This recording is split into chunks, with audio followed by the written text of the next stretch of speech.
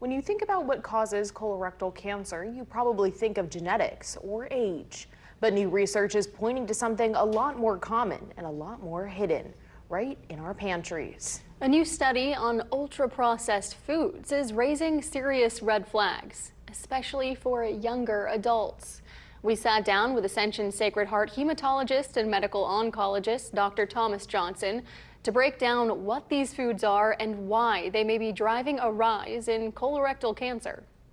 Ultra-processed foods are everywhere, from energy drinks to bread products to snacks marketed as healthy. Researchers at Johns Hopkins University say they're packed with ingredients you'd never find in a kitchen. And after multiple rounds of processing, they barely resemble the original food. The most important thing is any food item that is packaged that has a long list of ingredients is more likely ultra-processed. And following a new study, the health impacts are clear. This recent study looked at 29,000 women and found that by looking at their servings of ultra-processed foods, if they had more than 10 servings of ultra-processed foods, they had a 45% increased risk of developing colorectal polyps. And that matters because polyps are the first stop on the road to colorectal cancer. In the last decade, Dr. Johnson has seen that road traveled by more and more younger patients. There has been a general increase in young people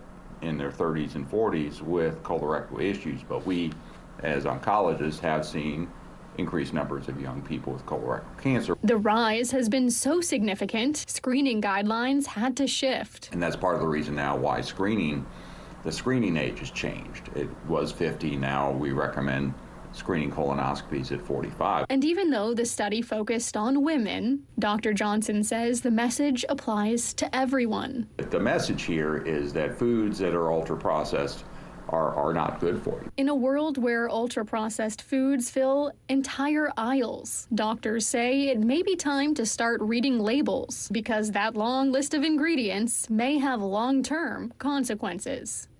Medical Monday is sponsored by Cardiovascular Institute of Northwest Florida, providing nationally certified cardiovascular services right here at home. And Dr. Johnson says seed oils can also be ultra-processed, so you need to watch out for those too. And pay extra close attention to nutrition labels if you have a family history of cancer.